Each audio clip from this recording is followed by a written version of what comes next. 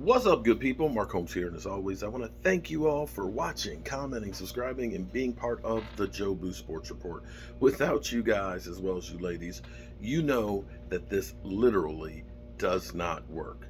Um, there's the great debate on quarterbacks for the Dallas Cowboys, and now this is one of those things. It's difficult to judge what you have and compare different eras because football was totally different back when Roger Staubach played versus when Troy Aikman played, voice versus even when we talk about Dak Prescott.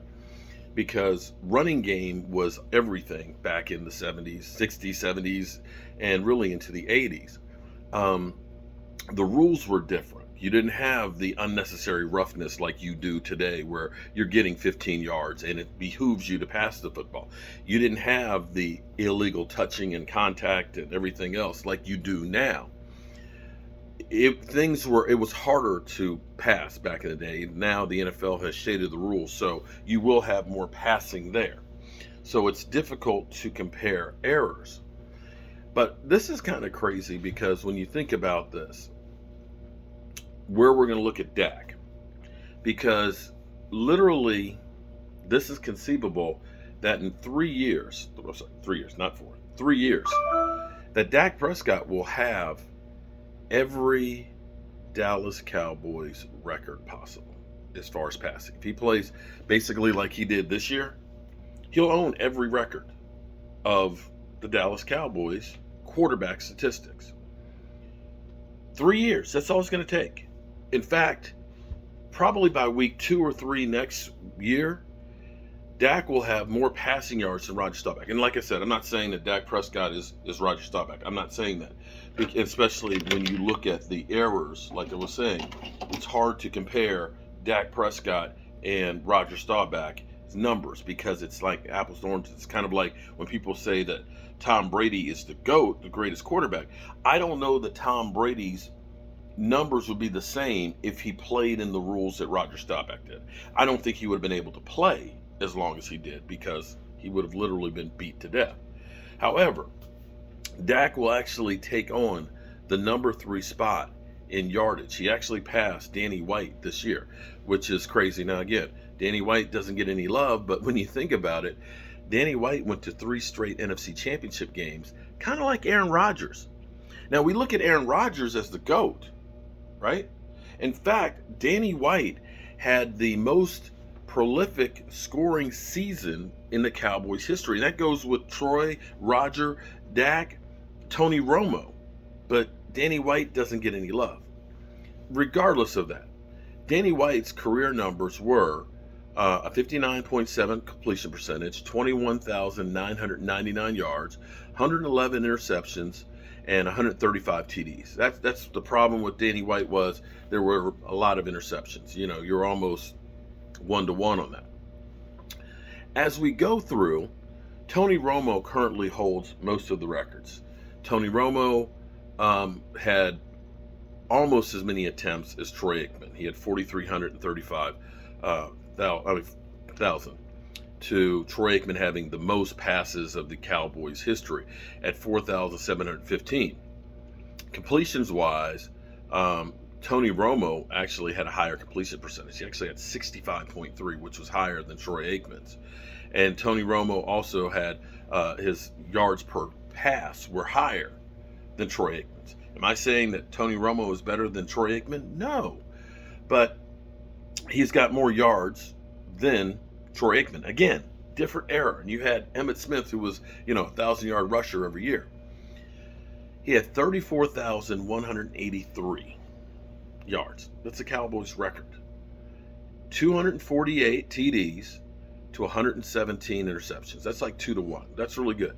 And he has a 97.1 passer rating. That's great. That's 10 points. Excuse me. No. 16 points higher than Troy Aikman. Can you believe that? That Tony Romo statistically was a better quarterback than Troy Aikman. 97.1 versus 81.6. And if you go through, Roger Staubach actually had a better, ranking. ranking. Completion percentage, he had a 4%, 65.3 versus 61. Roger, believe it or not, was only a 57% completion percentage guy with an 83 rating. So here's what's crazy. Dak, even though he missed, the majority of a season ago, in 6 seasons, will overtake Roger Staubach in yardage next season if he basically plays 2 games. He has to only get 10 touchdown passes to pass Roger Staubach in total touchdowns. He only has to get 22 touchdown passes to pass Troy Aikman in touchdown passes. Next year, he will pass Roger Staubach and Troy Aikman most likely in touchdown passes in his 7th year. It'll take a little more time to get to Tony Romo, but if Dak averages basically what he's been averaging so far, he's got 22,000 yards. 22,000 yards. He's less than 12,000 away from Tony Romo's career yardage. 4,000 yards a year, he passes it in the next 3 seasons. Now, before you all go through and say, well, it doesn't mean shit or anything like that, yada, yada, yada. And again, we don't exactly have the success in postseason that we want. But a lot of people will say, I take Tony Romo. If Tony Romo was with this team, we'd be winning Super Bowls because we were always winning Super Bowls with them. The crazy thing is here, if you even take Dak Prescott's worst season, when you looked at it and said, my God, Dak, that year number 2, where some people were saying he's going to be flipping burgers in 2 years. Even with that season right there, even with the fact that this team, for the most part, has been a running team, even with, as people put it, that he slid in the second half of the season. The crazy thing is Tony Romo had the highest percentage of completions at 65.3 until Dak, who currently has a 1.5 more completion percentage than Tony Romo did. 66.6 to 65.3. Another crazy one. Dak Prescott is 105 touchdown passes away. Dak passes like he did this year, 35 touchdowns. I'm sorry, 37. Let's say he just makes 35 a year. He will pass Tony Romo total touchdown passes in 3 years. The crazy thing is, you look at the number of interceptions that Dak Prescott has thrown. Because people will say he's a turnover machine. He sucks. Dak has 143 touchdowns to only 50 interceptions. Guys, that's almost a 3-to-1 ratio. Tony Romo was outstanding with a 2-to-1. Troy Aikman was 165 to 141. Barely, like 1.2 touchdown passes to every interception. For every interception Dak throws, he's throwing almost 3 touchdowns. Danny White, again, almost 1-to-1. Roger Staubach was like 1.5 to 1. Those numbers are insane.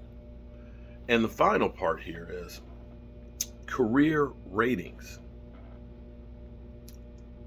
Roger Staubach, 83.4, higher than Troy Aikman, surprisingly, at 81.6. Tony Romo blew them away at 97.1. Dak, as we sit here right now, as much as everybody talks about how he's garbage, he's 98.7, a 1.5 higher rating than Tony Romo.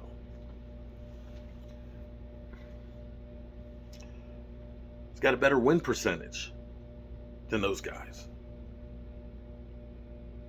I don't know how else that you can put this and say he's not good enough.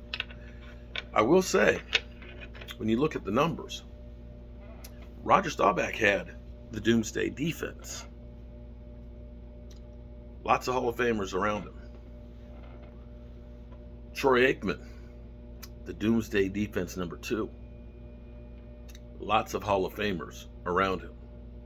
You know, from Emmitt Smith and Michael Irvin, Larry Allen. Should be DeMarcus Ware there too.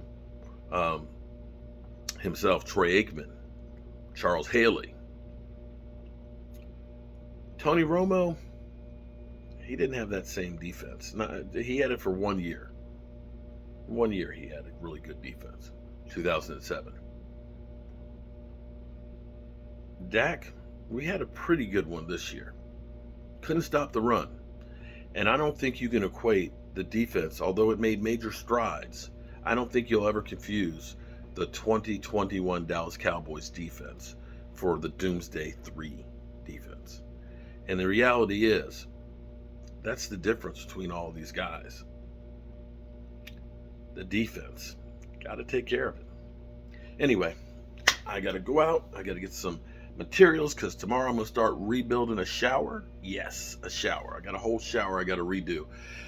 They built the shower and didn't put a trap in it, so you smell some shit when you take a shower in it. So we're going to have to go through. We're going to make a custom base for it. We're going to pour the concrete in it, and we're going to tile that mother humper in record time. And in the meantime, I've got on the other channel, if you get tired of talking about the Cowboys and you want to, you got some time to waste, I'm actually cutting a tabletop that is a star in the middle of it. And it's got about 3 hours to go to finish cutting. And of course, if you're trying to lose some weight, I've lost 15 pounds in a month doing keto. So I've got that too. And with that being said, I'm going to go out and run some errands. And I'll see you soon.